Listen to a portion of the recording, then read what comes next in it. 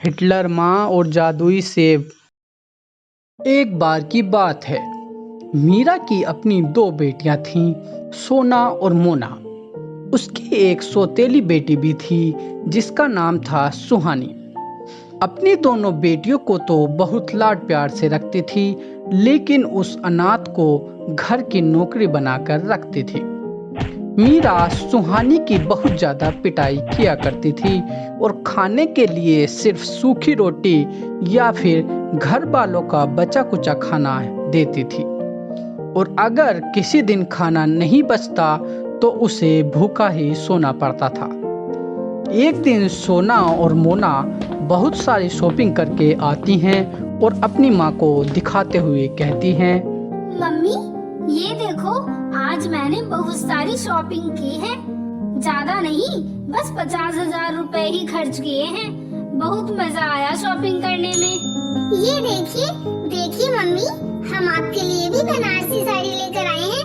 ज्यादा नहीं, बस 10,000 रुपए की है। मम्मी हमने इतना एंजॉय किया कि हम आपको क्या बताएं। अरे वाह, मेरी राजकुमारियों ने इतना एंजॉय किया। ऐसे ही हमेशा एंजॉय करती रहो मेरी राजकुमारी बेटी। मुझे तुम्हारी खुशी के अलावा और क्या चाहिए। और ये सुहानी कहाँ मर गई? अभी तक एक कप चाय नहीं बनी इससे। पता नहीं इस चुड़ैल से कब हमारा पीछा छूटेगा। कुछ समय बाद सुहानी चाय लेकर पहुंच जाती है। जैसे ही मीरा चाय पीती है तो उसे चीनी थोड़ी कम लगती है, जिससे वह गुस्सा हो जाती है और वह गुस्से में चाय सुहानी के ऊपर फेंककर उसको पीटने लगती है। फिर उसके बाल खींचते हुए उससे कहती है, इस डायन से मैंने एक अच्छी चाय बनाने के लिए कहा था, वो भी नहीं हुआ तुझसे। करम जली, क्या सिखा के गई है तेरी माँ तुझे? वो चुड़ैल तुझे एक कप चाय बनानी भी नहीं सिखा पाई। मैं अच्छी तरह से जानती हूँ तेरे इरादे। तुझे लगता है कि तू उल्टा काम करेगी तो फिर मैं तुझसे काम नहीं करवाऊंगी। मेरा नाम मीरा है, मीरा। प्लीज नहीं माँ, मुझे माफ कर दीजिए। आगे से मैं ऐसी गलती नहीं करूंगी। बाल छोड़ दो ना माँ, बहुत दर्द हो रहा है। मैं दोबारा चाय बनाकर लेकर आती हूँ। छोड़ दो माँ इसके बाल, कहीं इस नौकरानी को चोट फीट ना लग जाए, वरना फिर घर का सारा काम कौन करेगा। चल जा नौकरानी, हम दोनों के लिए गर्मा गर्म मैगी बना के ला। और हाँ, इस बार हमारी मैगी में कोई गड़बड़ नहीं होनी चाहिए, वरना इस बार तुझे बचाने के लिए कोई नहीं आएगा। माँ के साथ हम दोनों भी तेरी पिटाई करेंगे। सुहानी रोते हुए सोना और मोना के लिए मैगी बनाने चली जाती है। मैगी बनाने के बाद दोनों बहनों को लाकर दे देती है।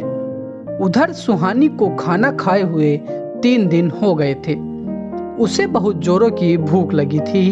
वह अपनी सौतेली माँ से कहती है, माँ 3 दिन से खाने के लिए घर में कुछ भी नहीं बच रहा, इसलिए मैं 3 दिनों से भूखी हूँ। मैंने कुछ नहीं खाया। आज अगर आप लोग अपना जूठा थोड़ा खाना बचा दोगी तो मैं अभी खा लूंगी। अब भूख बर्दाश्त नहीं हो रही है माँ। हाँ हाँ, ठीक है। साधु संत तो 2-2 सालों तक कुछ नहीं खाते। तेरा 3 दिन में ही हवा निकल गई। आज मैंने तुझे खाना देने के बारे में सोचा था और इसीलिए मैंने तेरे लिए प्लेट में खाना लगाकर कमरे के बाहर रखा है। जा उठाकर खा ले उसे। तू भी क्या याद रखेगी कि किस माँ से तेरा पाला पड़ा था। सुहानी खुश होकर कमरे के बाहर की ओर दौड़ती है कि चलो कम से कम 3 दिन बाद ही सही, लेकिन उसे खाने को तो मिलेगा। वह जैसे ही कमरे के बाहर जाती है तो कुत्ते की रोटी, जो कल खुद उसने अपने हाथों से उसके आगे डाली थी, वह उसी कुत्ते की प्लेट में रखी थी और साथ में थोड़ा अचार भी रखा हुआ था। ये देख सुहानी की आंखों से आंसू आ जाते हैं। वह स्टोर रूम में जाकर अपनी माँ की तस्वीर देखकर फूट फूट कर रोने लगती है। माँ, आप देख रही हैं ना, ये सौतेली माँ मुझसे कैसा व्यवहार करती है। आखिर मैंने इनका क्या बिगाड़ा है? इतना काम करने के बाद भी वो मुझे रोज मारती हैं और कई दिनों तक खाना खाने के लिए नहीं देती। अभी भी 3 दिन हो चुके हैं माँ, मैंने कुछ नहीं खाया और आज मुझे एक कुत्ते के साथ रोटी खाने को दी। माँ आप मुझे क्यों छोड़कर चली गई? आप लौट आओ ना माँ। इस संसार में मेरा अपना कोई नहीं है। प्लीज माँ आप वापस आ जाओ। सुहानी अपनी माँ को याद कर रोती रहती है और ऐसे ही ना जाने कब उसे नींद आ जाती है। अगले दिन बेचारी फिर से भूखी रहती है, लेकिन शाम को उसकी खुशकिस्मती रही क्योंकि सौतेली माँ और सौतेली बहनों के आगे का खाना बच जाता है, जिसे वह स्वादिष्ट खाना समझकर खा लेती है। ऐसे ही समय बीत रहा था।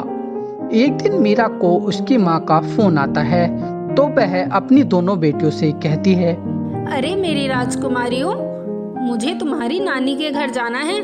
बताओ मैं वहाँ से तुम्हारे लिए क्या क्या लेकर आऊँ? माँ मुझे तो आप एक सुंदर सा गाउन ला देना बस। और मोना बेटी तुम्हारे लिए क्या लेकर आऊँ? तुम्हें क्या चाहिए? मम्मी ना तो मुझे कपड़े चाहिए और ना ही कोई मेकअप शेकअप। बस आप एक काम करना, नानी के घर से आते समय जो बगीचा पड़ता है ना, उसमें बहुत ही स्वादिष्ट सेब लगते हैं। आते बस मेरे लिए वो सेब लेते आना। हाँ हाँ मेरी राजकुमारी बेटी, ले आऊंगी तेरे लिए सेब और सोना के लिए गाउन। और तू महारानी, मेरे पीछे मेरी बेटियों का अच्छे से ख्याल रखना। और अगर तूने मेरी राजकुमारी का ख्याल नहीं रखा ना, तो मैं तेरा वो हाल करूंगी जिसका तूने सपने में भी नहीं सोचा होगा। और हाँ, तू ये मत सोचना कि मैं तेरे लिए भी कुछ लेकर आऊंगी, क्योंकि तू मेरी बेटी नहीं है, तू तो मेरी सौतेली बेटी है। सौतेली को तो मैं खाने के लिए दे रही हूँ, वही बहुत है। चलो फिर ठीक है मेरी प्यारी बेटियों, अब मैं चलती हूँ। मीरा अपनी माँ के घर चली जाती है और वहाँ जाकर सोना के लिए गाउन की शॉपिंग करती है। कुछ दिन अपनी माँ के घर रहती है और फिर वापस अपने घर के लिए लौट रही थी। तभी रास्ते में उसे एक बहुत घना सेब का बगीचा नजर आता है, जिसके अंदर अलग अलग तरह के सेब लगे हुए थे। तभी मीरा की नज़र एक चमकदार सेब पर जाती है जो बहुत ही ज्यादा चमक मार रहा था। यह देखकर मीरा बहुत खुश होती है। मीरा जैसे ही सेब तोड़कर जाने लगती है, तभी उसके सामने एक बहुत ही ज्यादा खतरनाक जादूगरनी आ जाती है, जिसे देखकर मीरा कांपने लगती है। तभी वह जादूगरनी मीरा को हवा में उड़ा देती है और उससे कहती है, तेरी हिम्मत कैसे हुई मेरे इस जादुई सेब को तोड़ने की? ये बगीचा मेरा है, तू जानती भी है कि ये कितना अनमोल सेब है। तूने इस सेब को तोड़कर बहुत बड़ी गलती की है, अब तो तू मरेगी। अरे जादूगरनी जी, मुझे छोड़ दो, मुझे जाने दो। मुझसे बहुत बड़ी गलती हो गई। मुझे नहीं पता था कि ये बगीचा आपका है। अगर आप मुझे मार दोगी तो मेरी दो प्यारी बेटियों का क्या होगा? प्लीज़ मुझे जाने दो। ठीक है, मैं तुझे छोड़ सकती हूँ। अगर तू अपनी जान के बदले मुझे अपनी एक बेटी देगी तो मैं तुझे जाने दूंगी, क्योंकि अब मैं बूढ़ी हो चुकी हूँ। अब मुझे अपनी सेवा के लिए एक नौकर की जरूरत है। अब बता जल्दी, क्या तू मुझे अपनी बेटी देने के लिए तैयार है? फिर मैं तेरी जान बख्श सकती हूँ। तभी मीरा मन ही मन सोचती है, अरे वो मनहूस सुहानी कब काम आएगी? उसे इस जादूगरनी को देने से हमेशा हमेशा के लिए मेरा पीछा छूट जाएगा और ये जादूगरनी भी मेरी जान बख्श देगी। अब वो मेरी सेवा करे या फिर जादूगरनी की, क्या फ़र्क पड़ता है? ठीक है जादूगरनी जी, मैं तुम्हें अपनी बेटी में से एक बेटी देने के लिए तैयार हूँ, बस आप मेरी जान बख्श दीजिए। जादूगरनी मीरा को छोड़ देती है और मीरा जादूगरनी से छूटते ही वहाँ से रफू चक्कर हो जाती है और यहाँ से दौड़ने के बाद सीधे अपने घर जाकर ही रुकती है। घर पहुंचकर वह बहुत प्यार से सुहानी को बुलाती है और उससे बोलती है, मेरी प्यारी बच्ची सुहानी, मुझे पता है मेरी माँ ने मुझे बहुत समझाया और उसके बाद मुझे एहसास हुआ कि मैं तेरे साथ कितना बुरा व्यवहार करती हूँ, जबकि तू कितनी अच्छी है। मेरी प्यारी बेटी सुहानी बेटा, हो सके तो मुझे माफ़ कर देना। मैं आज के बाद तुझसे बेहद प्यार करूँगी, लेकिन मेरी माँ यानी तेरी नानी तुझसे एक बार मिलना चाहती है। अगर तुझे बुरा ना लगे तो तू एक बार मेरे साथ मेरी माँ के घर चल बेटा। माँ, आपने मुझे अपनी बेटी मान लिया है, बस वही काफी है, मुझे और कुछ नहीं चाहिए माँ। आप बस मुझे भी मोना और सोना की तरह प्यार करेंगी। अब हम तीनों बहन हंसी खुशी रहेंगे। आज का दिन मेरे लिए बहुत खास है। माँ आप बस 2 मिनट का वेट करो, मैं अभी तैयार होकर आती हूँ। बेचारी सुहानी, उसे कहाँ पता था कि उसकी दुष्ट सौतेली माँ उसे कहाँ लेकर जा रही है। बेचारी सुहानी तुरंत तैयार हो आती है और अपनी सौतेली माँ के साथ उनकी झूठी बातों में आकर जंगल की ओर जाने लगती है। मीरा सुहानी को जादूगरनी के पास ले जाती है। जादूगरनी को अपने सामने देखकर सुहानी के होश उड़ जाते हैं। तब वो जादूगरनी बोलती है, ले आई अपनी बेटी को मेरी सेवा के लिए। चल छोड़ जा अपनी इस बेटी को मेरे पास और चली जा यहाँ से। दोबारा अगर यहाँ दिखाई दी तो तेरी टांगे काट दूंगी। सुहानी को ये समझते देर नहीं लगती कि उसकी माँ ने उसका सौदा किया है। अपनी जान के बदले उसे एक जादूगरनी की सेवा में लगा दिया है। सुहानी जादूगरनी की सेवा करने लग जाती है। वो जिस प्रकार से मीरा की सेवा करती है वैसे ही वो जादूगरनी की भी सेवा करती है। एक दिन अचानक से जादूगरनी की तबीयत बिगड़ जाती है। तब सुहानी उसका बहुत ख्याल रखती है, उसके हाथ पैर दबाती है, उसको दवा समय से खिलाती है, जिसे देख जादूगरनी का दिल पसीज जाता है और वो सुहानी से बोलती है, तुम अगर चाहती तो यहाँ से भाग सकती थी। मेरी बूढ़ी हड्डियों में अब इतनी ताकत नहीं बची कि मैं तुम्हें पकड़ पाऊँ, लेकिन तुम नहीं भागी, तुम मेरी सेवा करती रही। इससे तुम्हारे नेक और सच्चे दिल की पहचान होती है।